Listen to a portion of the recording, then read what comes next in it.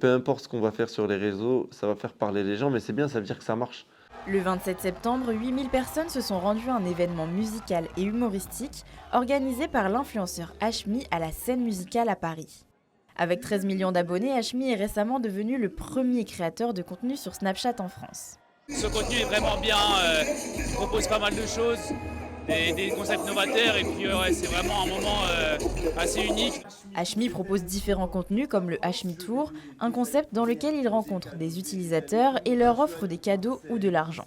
Mais c'est son émission de télé-réalité, la Hashmi House, où il réunit plusieurs influenceurs qui a retenu l'attention. Le créateur de contenu a fait polémique lors du tournage de sa dernière édition à Marrakech. En réalité, c'est la participation d'O Mon Dieu Salva qui a secoué la toile.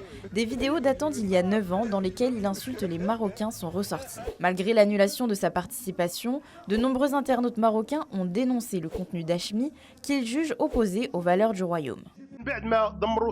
Après avoir détruit la jeunesse en France, à Dubaï et en Thaïlande, ils viennent au Maroc pour faire leur programme de télé-réalité. Félicitations aux responsables marocains qui leur ont donné les autorisations. Ces gens-là vont se réunir dans une maison pour ne faire que danser, chanter et proférer des insultes. Certains internautes ont même pointé du doigt la nationalité algérienne d'Hashmi dans un contexte de tension entre Rabat et Alger. Alors comment l'influenceur réagit-il à ces polémiques ?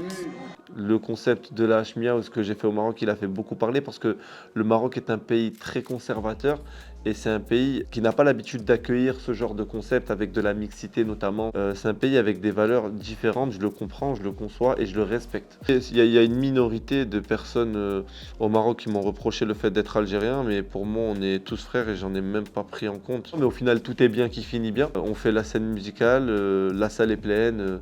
Il y a des Marocains, des Algériens, des Français, des Belges, des Suisses, il y a tout le monde. On est tous réunis autour d'un même but, le divertissement. Et je pense que c'est ça qu'il faut retenir.